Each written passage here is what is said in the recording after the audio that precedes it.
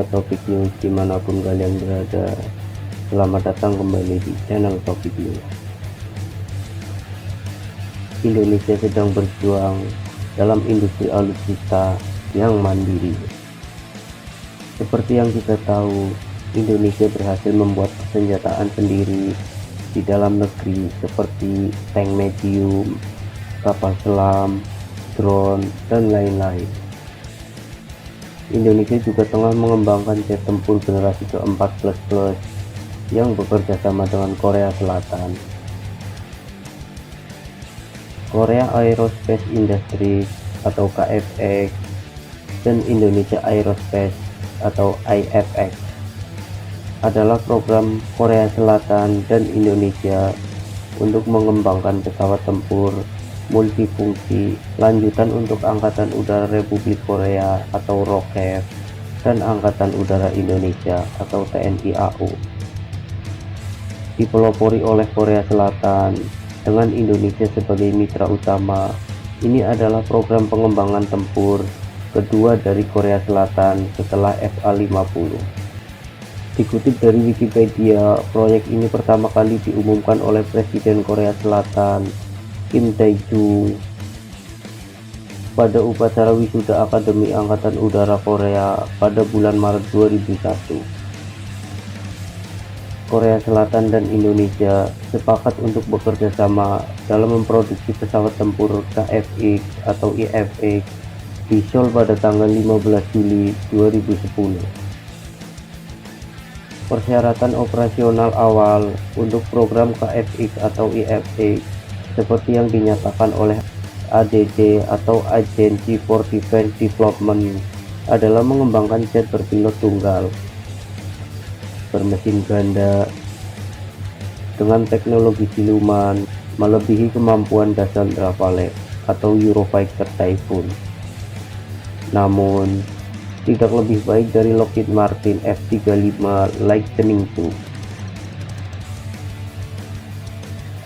Fokus keseluruhan dari program ini adalah memproduksi pesawat tempur generasi ke-4++ dengan kemampuan lebih tinggi daripada pesawat tempur kelas KF-16 pada tahun 2020.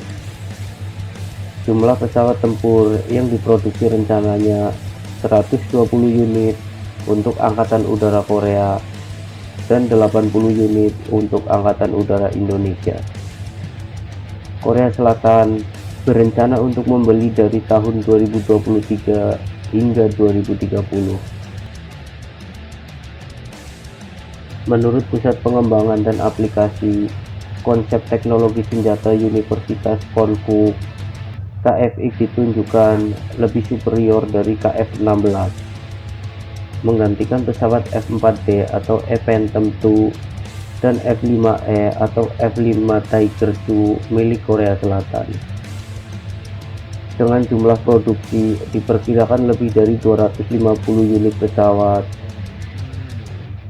Dibandingkan dengan KF-16, KFX akan memiliki radius tempur 50% lebih besar, jarak tempuh 34% lebih lama, avionik yang lebih baik, termasuk radar AESA yang diproduksi dalam negeri oleh ELTA, perang elektronik lebih baik, IRST, dan kemampuan data link. Persyaratan operasional juga menentukan sekitar 50.000 pon daya dorong yang dihasilkan oleh satu mesin atau dua mesin, kemampuan interceptor dan super cruise berkecepatan tinggi, teknologi siluman dasar, dan kemampuan multifungsi. Saat ini ada dua desain bersaing untuk KFX. KFX 201 yang memiliki susunan 3 lapisan permukaan dengan canard bergaya mesin tunggal F-35 yang lebih konvensional. Korea Selatan akan mendanai 60% pengembangan pesawat tempur dan mengharapkan mitra asing untuk menyediakan 40% sisanya.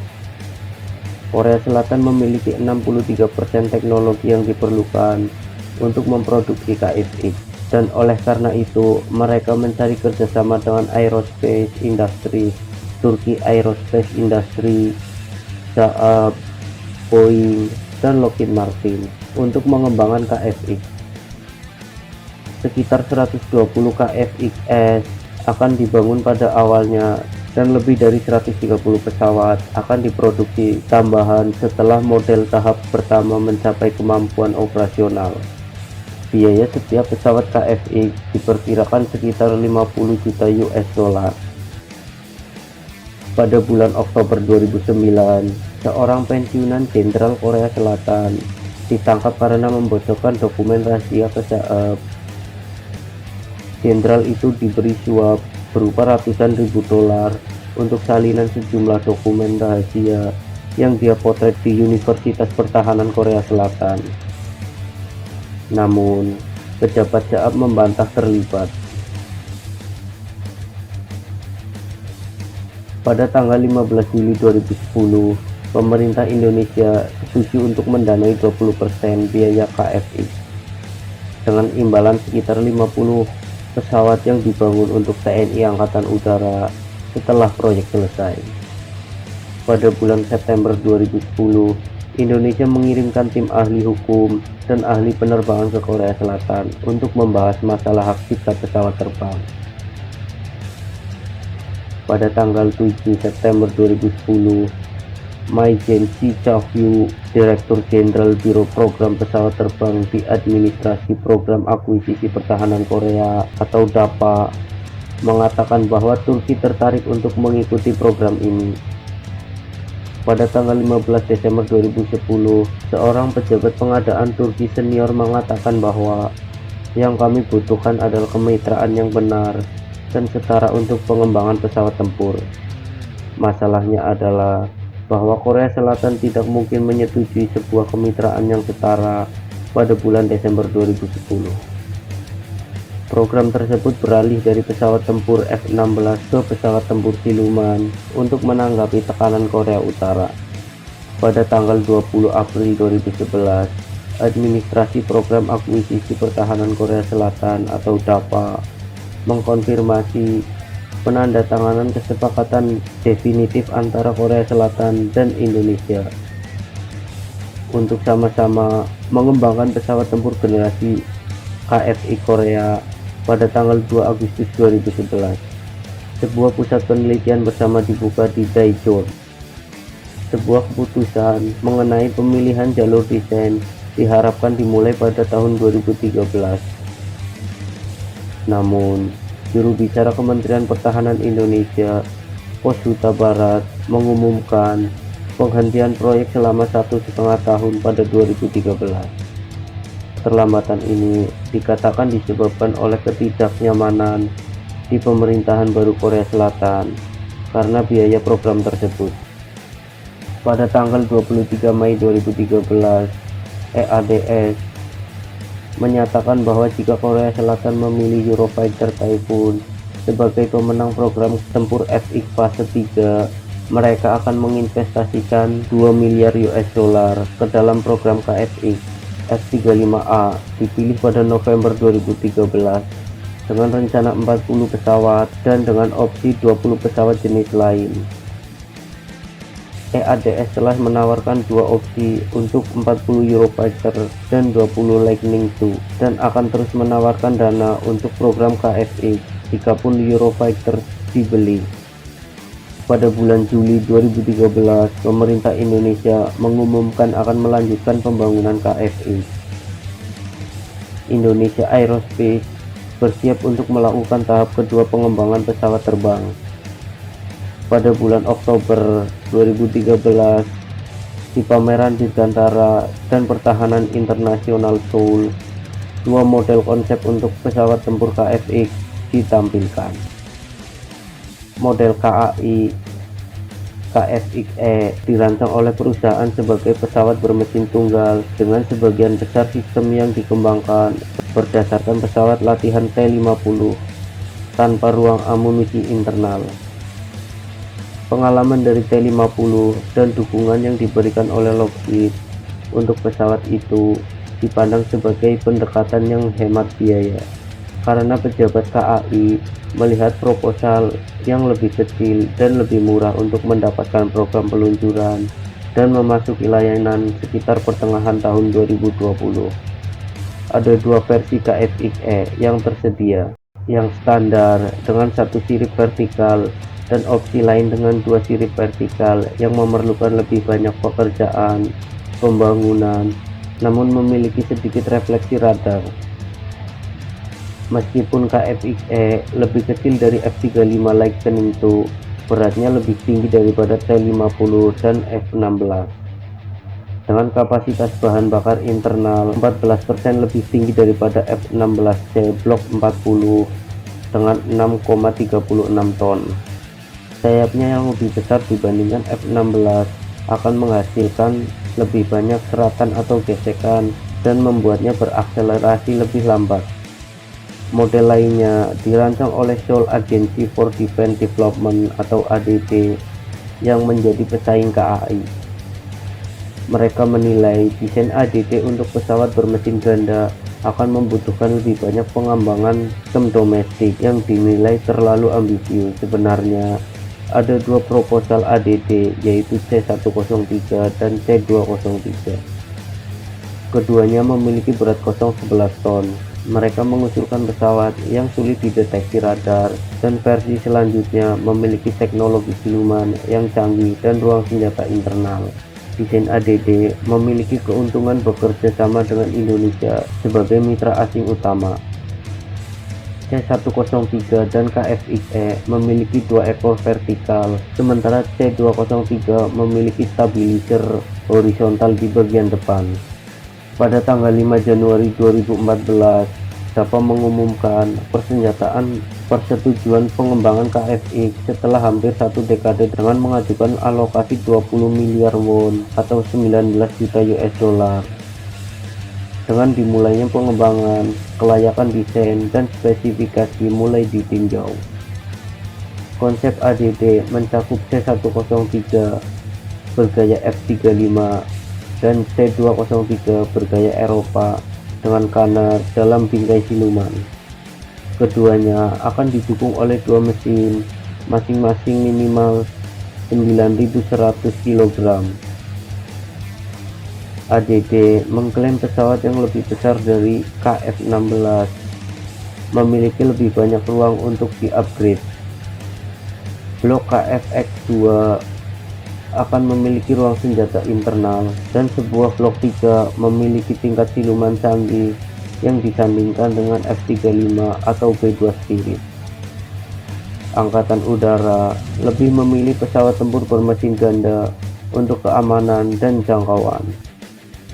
Proposal KAI dijuluki C501, konsep dengan mesin tunggal 13.000 kg berdasarkan FA50 dengan fitur yang sulit terdeteksi dan avionik lebih maju.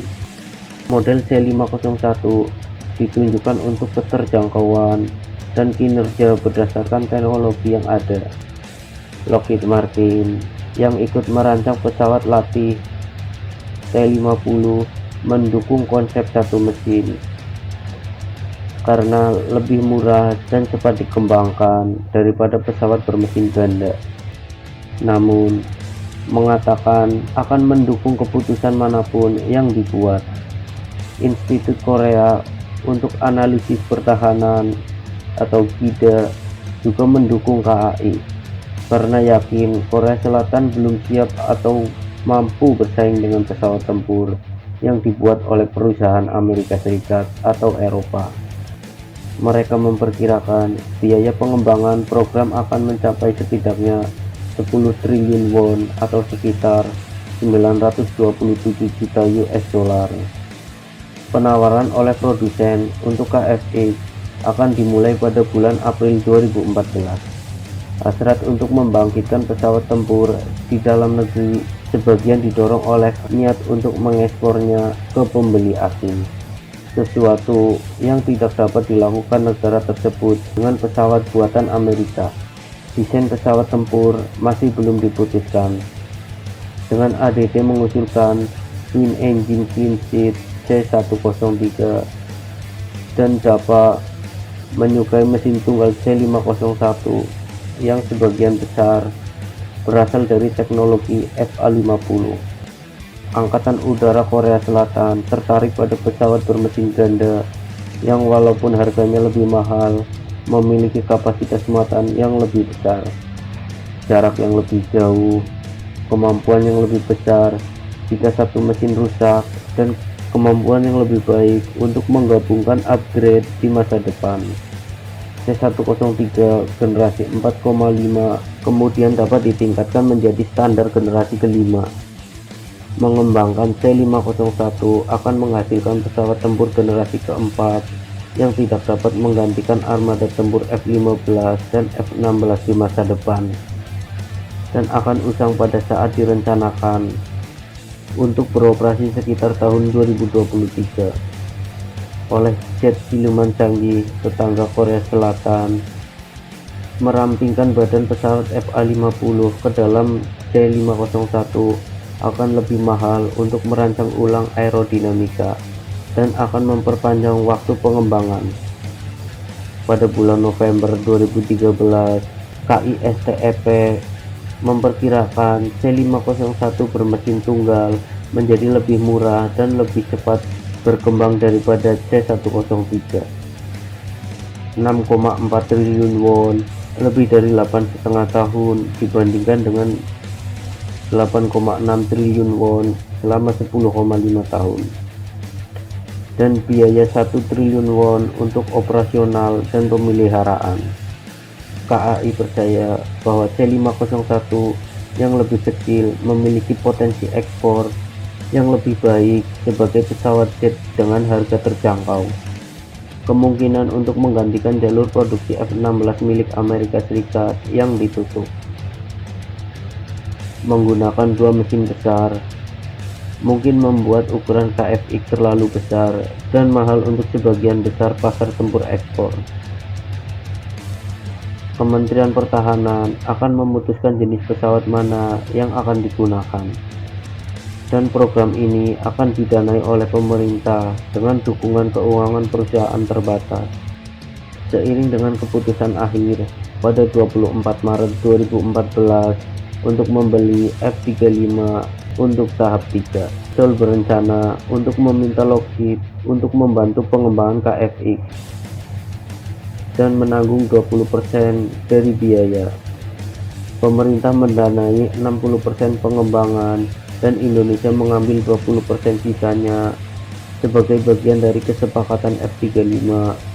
Lockheed Martin telah menawarkan untuk memberikan keahlian teknik 300 orang untuk membantu merancang KFX bersama dengan lebih dari 500.000 halaman dokumentasi teknis yang berasal dari F-16, F-35 dan F-22 Raptor. Lockheed Martin telah berhasil mengembangkan pesawat terbang bersama Korea Selatan selama pengembangan pesawat latih T-50. Lockheed Martin menutupi 13% biaya dengan KAI mencakup 17% dan pemerintah mengambil 70% sisanya. Namun perusahaan Lockheed Martin khawatir dengan membantu program KFX menciptakan pesawat tempur menengah akan menjadi pesaing bagi ekspor pesawat tempur Amerika sendiri. Program KFX sedang dipercepat. Kebutuhan operasional dikonfirmasi pada pertengahan Juli 2014 dan proposal dimulai pada awal bulan berikutnya. ADD dan ROKAP telah memilih badan pesawat bermesin ganda untuk kapasitas lebih, mobilitas, daya dorong, dan keamanan yang lebih besar. Pendukung desain bermesin tunggal mempertahankan bahwa akan lebih murah, lebih menarik untuk diekspor, dan teknologi mesin modern akan membuat insiden kegagalan mesin jarang terjadi. Upaya untuk mempercepat program mungkin untuk mengatasi vakum keamanan udara yang akan terjadi pada 2019. Ketika semua F4 dan F5 akan pensiun dan menyisakan 100 pesawat angkatan udara. Kepala Staf Gabungan JCS bertemu bulan itu dan secara resmi menetapkan spesifikasi dan jadwal untuk KFX akan dilengkapi dengan 2 mesin untuk memenuhi kebutuhan operasional di masa depan dengan mengikuti tren pengembangan pesawat negara tetangga. Perdebatan sengit dari GIDA, KAI, dan Forum Pertahanan dan Keamanan Korea mengenai biaya pengembangan pesawat tempur bermesin ganda yang lebih tinggi, potensi kesulitan untuk menjual ke luar negeri, dan biayanya yang lebih tinggi akan menghalangi produksi avionik buatan sendiri dan memaksa adopsi sistem luar negeri. Ditentang oleh Angkatan Udara dan ADD, dan dukungan dana Indonesia juga akan berkurang selama produksi massal. Sebagian besar teknologi telah dibuat secara independen, dan pesawat yang lebih besar akan memiliki lebih banyak ruang untuk di-upgrade. Desain awalnya adalah menciptakan pesawat tempur generasi 4,5 dengan kapasitas kurang lebih 9.100 kg dengan blok KFX-2 memiliki ruang senjata internal dan blok 3 memiliki fitur siluman yang sebanding dengan F-35 Legend II atau B-2 Spirit. Pengoperasian awal dijadwalkan pada tahun 2025, 2 tahun mundur dari yang dijadwalkan. DAPA mengajukan proposal pada tanggal 23 Desember 2014. Kementerian Keuangan kemudian menyetujui anggaran 8,6 triliun won atau sekitar 7,9 miliar US dollar untuk pengembangan desain ADT KFX. Namun, parlemen tidak akan mengizinkan pembelanjaan atau produksi skala penuh sampai pada anggaran pemerintah tahun 2016 di bulan Desember 2015. Selama waktu itu, Airbus, Boeing, dan Korean Airlines mencoba untuk mengusulkan alternatif yang lebih murah untuk desain tempur ADT dan menjadi saingan Lockheed Martin untuk memberikan bantuan teknis. Tim ini kemungkinan akan menawarkan versi FA-18E dan F-18 Super Hornet sebagian desain dasar, karena Amerika Serikat membatasi teknologi tertentu yang memperbolehkan transfer ke luar negeri. Boeing dapat memberikan pengetahuan siluman dan radar melalui perusahaan Airbus Eropa. Pada tengah waktu pengiriman proposal 9 Februari 2015, tim KAI atau Lockheed Martin telah mengajukan penawaran mereka, namun Korean Air dan Airbus Defense gagal. Alasannya kemungkinan akan lebih banyak membutuhkan persiapan, karena undang-undang Korea mengamanatkan setidaknya harus ada 2 peserta lelang. Tanggal waktu untuk pelelangan kedua dimundurkan ke 24 Februari. Gagal mendapatkan tawaran lain, kemungkinan akan menunda jadwal program. Jika tawaran lain tidak diterima oleh pelelang ketiga, Badan Pengadaan Senjata diizinkan untuk maju hanya dengan 1 peserta. Pada tanggal 30 Maret 2015, tim KAI atau Lockheed Martin dipilih untuk kontrak KFX, mengalahkan Korean Air dan Airbus Defense. Lantas, bagaimana tanggapan Anda tentang program jet tempur generasi ke-14 KFX dan IFX? Tuliskan jawaban Anda.